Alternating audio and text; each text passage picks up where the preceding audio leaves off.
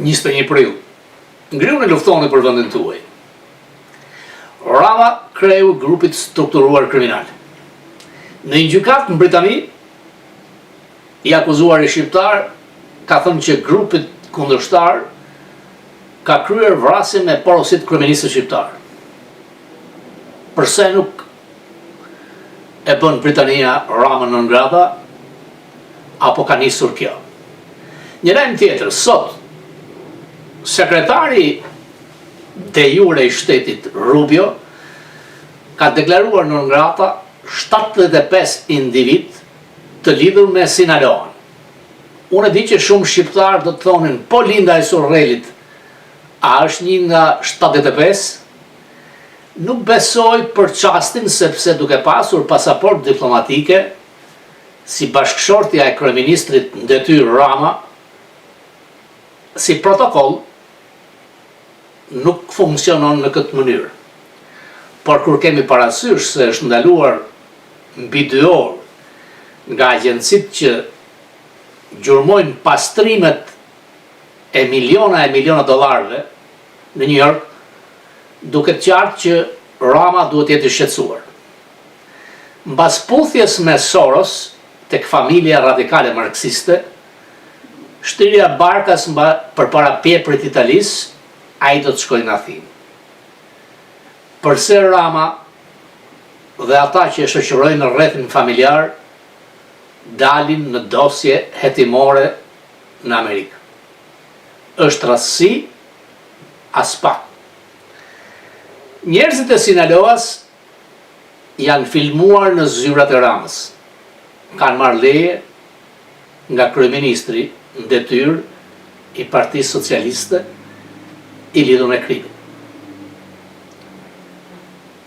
Lejet pafund për kulla që i gërvishëse të Ramës për të kopjuar sistemin e pastrimit miliardave dollarëve në Panama, tregojnë qartë që është në panik, është në çastin e ikës dhe kërkon të mbledh sa më shumë dollar përpara aratisjes ti nga politika dhe frikës madhe të prangave. Gjasat dhe shanset janë që SPAC ta godas. Ardhja kreu SPAC në Washington, mundësia e dosjes Megane këtë kaluar të hetuesit shqiptar, e kanë vendosur Ramën në këtë panik.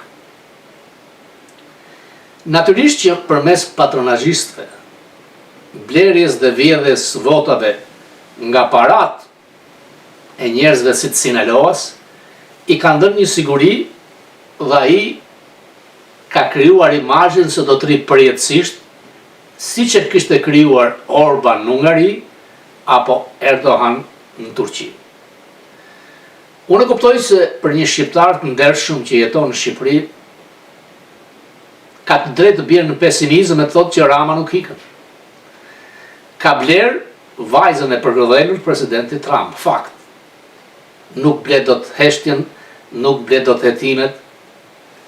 E ati grupi Deep State, të cilët vazhdojnë detyrat e tyre business as usual, dhe nuk duhet ta dinë as për Trump, as për fëmijët e tij të llastuar. Sepse mbështetja amerikane për SPAC-un vazhdon. Nuk është rastësi. Korrupsioni mbetet një shqetësim madhor për një vend si Amerika, të cilës duhet të jemi mirënjohur, sepse të paktën $1 miliard falas janë bërë për Shqipërinë në 30 vitet e fundit. Dikush mund të thotë që edhe Serbia ka marrë $1 miliard. Politika amerikane është gjithë përfshirëse, por në Ballkan mua më vjen mirë që presidenti Trump i është përgjigjur letrës presidentes në Iki Osmani. Natyrisht ata që e kanë shkruar letrën janë stafi i tij, por kjo tregon që stafi nuk e ka harruar Kosovën. Në këto çaste trazire është një sinjal shumë i mirë. Për të kthyer Xhezi Helmësit të madh që nuk mund të ketë zgjidhje në Ballkan pa bashkimin Kosovë-Shqipëri. Rama i urren shqiptarët. Rama dëshiron Sinaloa, McGonigal. Solli një Afrikan-Amerikan i vendosi një qeleshe të bardhë dhe në shtetësi shqiptare pa sens, i cili ka dosje masive në Amerikë për korrupsion. Dhe Rama ka një forcë magneti me njerëzit në lidhje me krimin. Duket që kryeministër de facto është Dalluku dhe tregoi fytyrën e saj me dhunën e pamëshirshme ndaj protestuesve paqësor të opozitës, duke treguar që do të jemi të egër ndaj jush. Linda e Akshit dhe Linda e Surrekit. Skandalet janë masive dhe Rama e ndjen ftohtësinë që vjen nga Washingtoni, por mbi të gjitha ajo që kam shumë rëndësi, goditja që po merr nga një vend aleat historik për ne, Gjermania.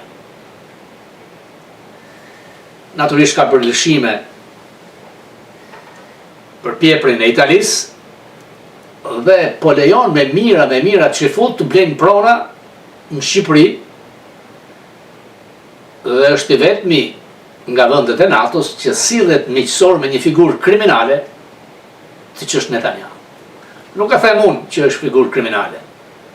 Kryeministri i ri i Hungarisë ka thënë që do ta ekzekutojmë arrestimin e Netanyahut nëse kalon në Hungari. Pralla që Rama kërkon shes që do të hyjë në BE në sajt me ritave të tij, duket që është çbër. Unë nuk uroj kur që Shqipëria të mos hyjë tek familja ku i takon, por jo me Ramën, jo me këtë grup të cilët kanë detyruar 1 milion shqiptarë që t'ikin. Sinaloa do t'i gjej emrat e këtyre 75 ndër lidhjet keqes me Ramën. Miliona e miliona transferta dollarësh nga Abi Bank, ku agjencitë amerikane që në vitin 2019 kanë kapur 2 kalesa të mëdha disa qindra milion dollar të lindës Surrelit. Kudo që ka lidhje me krimin, kudo që ka vjedhje masive, familja e tij dhe mbi të gjitha është aksionar i fshet tek oligarkët që fryen, që blejnë hotele, që investojnë deri në Amerikë. Natyrisht që sistemi politik është i korruptuar kudo, edhe administrata e zotit Trump. Dje është shkarkuar sekretarja e punës, e cila e deur në zyrë, me parat qeveritare shkonte britë në Las Vegas, marrëdhënie me një nga rojet e saj, dhe nuk është e vetmi. Por ky vend i madh ka drejtësi. Pra, nuk ka nevojë për imunitet të arrestosh një senator. Dhe ndodhi me kryetarin e marrëdhënieve me jashtë Menendez, është prapa hekura. Dhe Rama bën sfidë të shpëtoj kryeministrin de facto të Shqipërisë, Balluku, nuk mundet. Dhe unë shpresoj që në vizitën e krejut Spakut në Washington të marrë udhëzime, dosje të reja, për të shpëtuar Shqipërinë nga një band kusarësh e mbi të gjitha që janë anti-Shqipërisë, kundër kombit. Vjedhjet janë masive. Shqiptarët e ndershëm ndihen në trusni. Nuk meritojnë të kenë figura mediokre, hije të ardhura nga ramizalia, në atë pluralizëm të sajuar fillimisht, dhe të detyrosh mbi 1 milion vetë 10 vitet e fundit ikin. Natyrisht që shqiptarët kanë mbjetuar, do të mbjetojnë, por Rama nuk mund të ri përjetësisht, dhe nuk ka pak. Jo më kot, klanin e xhmijes e përzgjodhi. Do të kishte qenë më civile, më pro-shqiptare, Partia Socialiste në qoftë se në drejtim do të kishte Mejdanin. Nuk diskutohet. Nuk do të kishin ikur figurat e moderuar, Servet Plumbi, Bashkim Zeneli, Luan Ajdaraga. Madje as Meta nuk do të dilte e të largoj dhe Shqipëria do të hynte në rrugë normale. Por Rama ka blerë çdo gjë. Ka bllokuar ndryshimin e pushtetit sepse është lidhur me krimin. Faktet janë masive. Goditja do të vi nga këtu, se kur nuk mund ta them. Por në këtë çast kur 785 individ të Sinaloës bëhen nëngrata nga Rubio, tregon diçka. Presidenti Trump ka kërkuar që të arrestohet Soros, ndaj e pushoi sekretarin e Departamentit Drejtësisë Bondi, sepse nuk po sillte asnjë akuzë.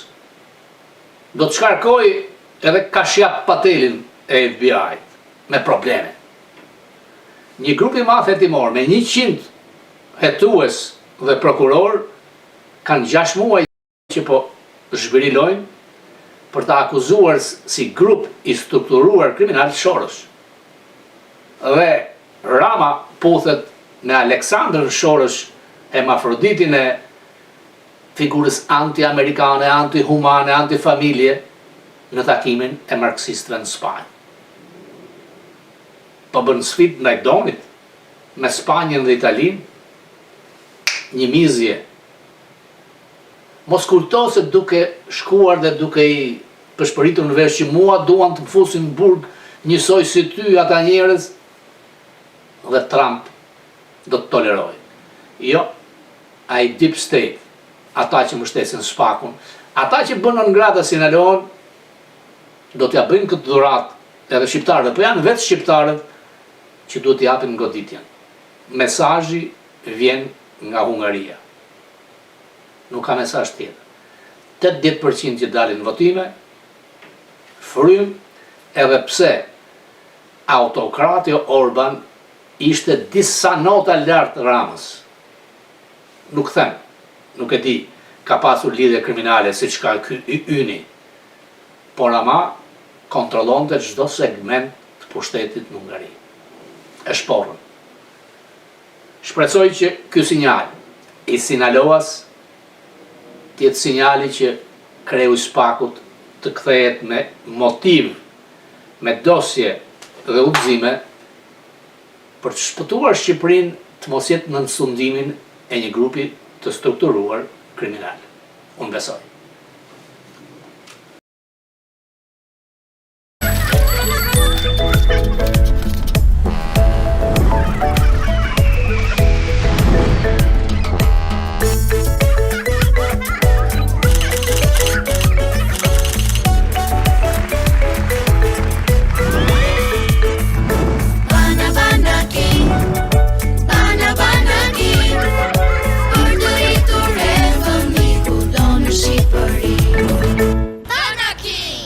Kudo në Shqipëri.